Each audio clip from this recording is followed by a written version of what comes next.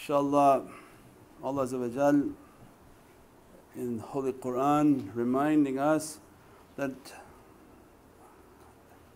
darkness upon darkness, that when somebody is in so much difficulty and so much darkness that even they stretch out their hand and they can't see their hand.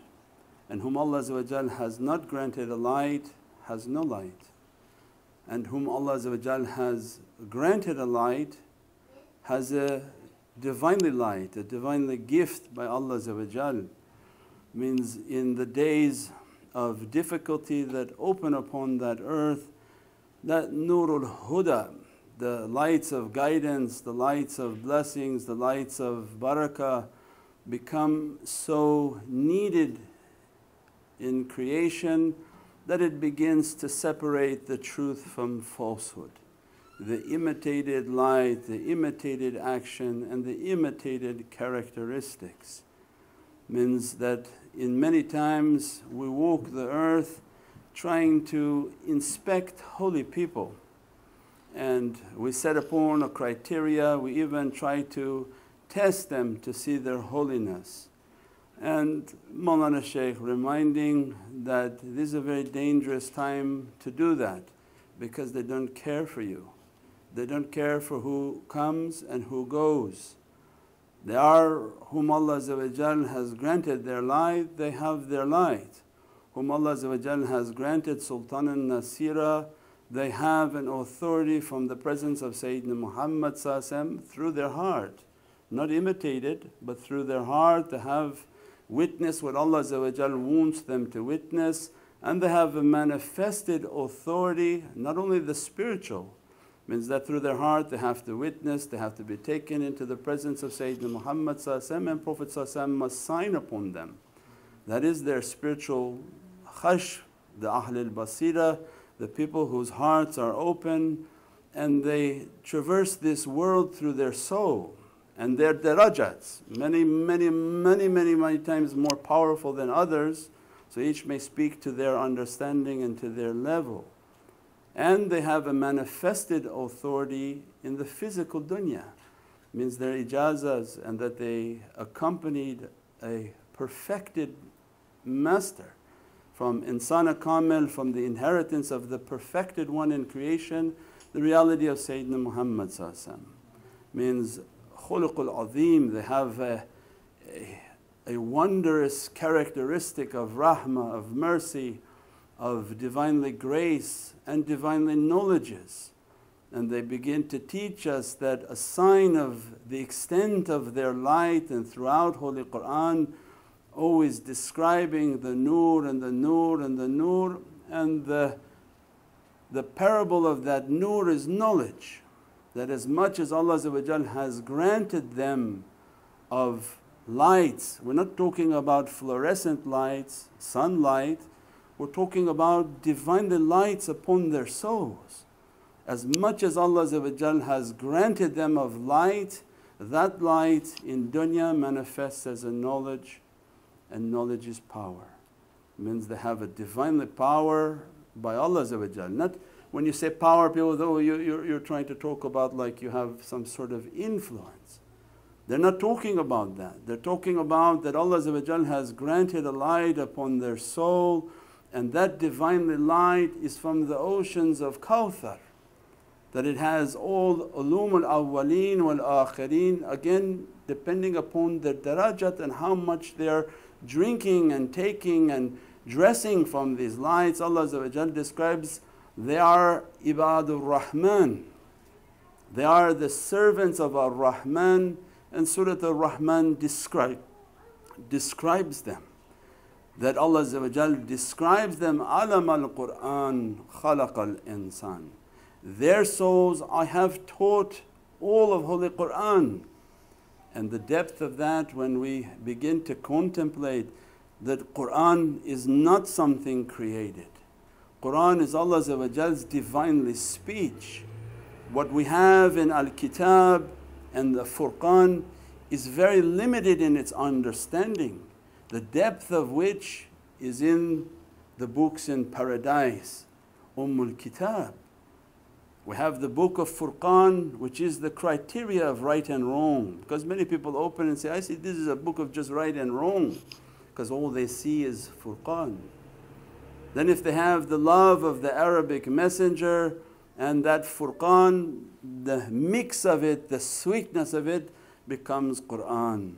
And Qur'an al-Majid, Qur'an al-Kareem is not something created but Allah's divinely speech manifesting for us, of which all light and all blessings, all authority and all power are emanating from the Word of God. Because He says in all His book, first was my Word. The Word was the first, means the holy and divinely speech of Allah is the qudra and the power that is the power of all manifestation. Every manifestation breaks to a light, every light breaks to an energy, and every energy is broken into a sound.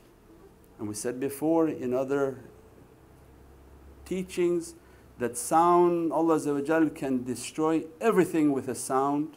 Allah can manifest with a sound, Allah can freeze with a sound, and shaitan using sound now for weapons.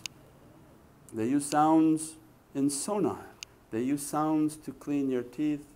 All of that Allah describing sayhatan wahidatan, it was but one blast and your creation will be nothing. It was one blast and I raise your creation. It was but one blast and I freeze your creation. You'll be stuck. Where Allah wants you to be stuck means they're describing, Allah describing the might and the majesty of that Divinely light, whom Allah describes, whom I've given that light, they have light. And the one who has no light, he can't see even his hand in front of him. In Surah Al-Nur, when you read Surah Al-Nur and you go through these ayahs, Allah describing whom there is no light, there is no light. They're imitating, they're lying and faking. They may have certain dressings upon their heart, they may be in a complete illusion of what they have is good and their actions to be good. But the core and the reality of their light is in the characteristics of Sayyidina Muhammad. Means the Shaykh Kamil and those who are inheriting from the Kamil Shaykhs, they have the characteristics of Prophet. They have a love, a respect, an adab, a training in which is all based on love and respect. If we don't have love, we don't have that light. If we don't have respect, we don't have that light. If we don't have adab, we don't have that light. If we don't have the fragrance and the perfume of Sayyidina Muhammad, we most definitely don't have that light. We can only speak as a descendant of Sayyidina Muhammad, means must be inheriting from Nabi Musa, must be same. Sayyidina Isa must be same. They must have the characteristics of their Prophet. They must have that rahmah, that mercy, that good characteristic, that they never harm but they always improve, they never backbite but they always encourage, they never do bad things and they encourage people towards good, and they take a tremendous amount of abuse from people that backbite them, that talk bad about them, that spread slander and bad gossip about them, and they are istiqam, they keep on their way with their covenant of Allah has given to them, their love for Sayyidina Muhammad, and they are inheritors of Ahlul Bayt, that they are the intercessors of creation, that whatever Allah sends to them they try to patiently endure through difficulty. Means that for us is the light, that is the reality of their souls and the reality of that blessing that cannot be achieved in dunya except by a grant from Allah. And they warning for us and consistently teaching for us that if you are going about trying to quantify and trying to verify and trying to check who they are, stop for a moment and see that this dunya is collapsing. This dunya is entering into tremendous amounts of difficulty. Then who will save you? Means when everything begins to collapse, and the facade begins to break down and difficulty becomes right in front of you in the horizon, all the lies that shaitan has put upon you will go, because shaitan says, I see what you don't see and I'm running. I'm running from this deceit. I'm not going to be sitting there in front of that. Means then they begin to warn us, instead of you checking them, you should live a life hoping who's going to check out for you. Means there must be 124,000 awliyaullah on this earth. Is there a wali on this earth that we accompanied, and we accompanied with such a characteristic, and that we sacrificed and served with such a characteristic that that wali is willing to sign for us? Not physical, spiritual. That they say, yes, this character is a real character, this character is a good character, this character is a perfumed and fragrance character, and they begin to present that one to their shaykh, and from their shaykh to their shaykh, and from their shaykh to their shaykh, to the holy presence of Sayyidina Muhammad. That very difficult. That through many years of sacrifice, through many years of trials, through many years of service, the khedmat in their way opens Allah's rahmat. Everything about their testing is to bring about a khedmat. They're trying to teach us, instead of you checking who they are, they don't need you. And that's why now you see a tremendous amount of testing all over the world, because they're shaking. They shake the tree and see all the people who make comments about the shaykhs, and this is a shaykh, this is not the shaykh, this is the wrong shaykh, this is that shaykh. They're like monkeys holding on to a branch. They throw the monkeys off. They're not in need of a branch that's too heavy. What they are in need of those that are sincere, those that have a rahmah and a mercy within their hearts, whom Allah will save through these calamities. These calamities and these difficulties are coming onto this earth as a tremendous cleansing, as a tremendous cleaning. That Allah describes, you will be cleaned by people who have no mercy, at the hands of other men who have no mercy. If they don't get you, azab will get you. Whether it rains from the sky upon your head, whether it shakes from the ground beneath your feet, whether you drown within the oceans, or Allah's smallest bacteria or virus will be attacking you. And Allah is going to ask, in the depth of your darkness, who are you going to scream out to now? Your facade and your lie is finished. Your closeness that you think you have to Allah, let's see if it opens anything of a protection. Your closeness to what you think you have of Sayyidina Muhammad, let's see if it opens anything for you. Your closeness to what you think you have of anywhere, let's see what it has for you, when not a single wali will sign a paper to your character. That's what they're warning us. If Allah's awliyaullah won't sign for your character, why would Allah sign? Why would Sayyidina Muhammad sign? He sent them. Atiya Allah, Atiya Rasul, wa ulul amri minkum. Those ulul am that you bother and that you antagonize and that you put difficulty upon them, they are the representatives of Allah on earth. They are the representatives of Sayyidina Muhammad on earth. If they're not going to sign, Prophet already no way looking to sign. Their rahmah, they look at you, they dress you from a rahmah, they catch you in the grave and fix you and clean you in the grave. But you won't be saved from the difficulty that's coming upon this earth. The grave, no problem, they clean you in the grave. But what they're talking about is azab and tremendous amount of difficulty while you're breathing. Because nobody's fearing death. You go, you go. Allah cleanse you on that side. But the difficulty that visiting upon the earth of calamities, and we want to be safe from these calamities, we want to be amongst those whom are safe. That the reality of a'udhu billahi minash shaitanir rajeem, before you say Bismillahir Rahmanir Rahim, Ya Rabbi let me to be in the refuge of those whom you have already granted a refuge. And they must be willing to sign on that character, that your character is tried and tested, and that you are real and that you are sincere. And everything in your life they grant like a khedmat, because they want from every reality of holy hadith, they want from every reality of holy Qur'an. They are ayatun min ayatullah, they are the signs of holy Qur'an living upon earth. When Allah says, take one step to me, I take 99 steps towards you, that is the reality of khidmat. If they have to step to come to see you, that's not the same blessing as you step to serve them. You step to see them. You have made your one step, and they present that to Allah's presence. They present that to Prophet's presence. They merely make a dua, Ya Rabbi, they're coming. They stepped in this way, Ya Rabbi, step towards them 99 steps and fulfill that holy hadith and fulfill that holy reality, and dress them from your rahmah, bless them from your rahmah, take away their bad characteristics.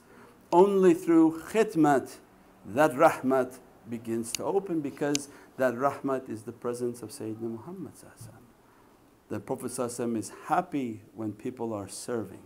Prophet is happy when we sacrifice ourselves in service, we sacrifice our wealth in service, sacrifice our time in service, sacrifice our ability in service for the love of Prophet, not people who only want to serve themselves.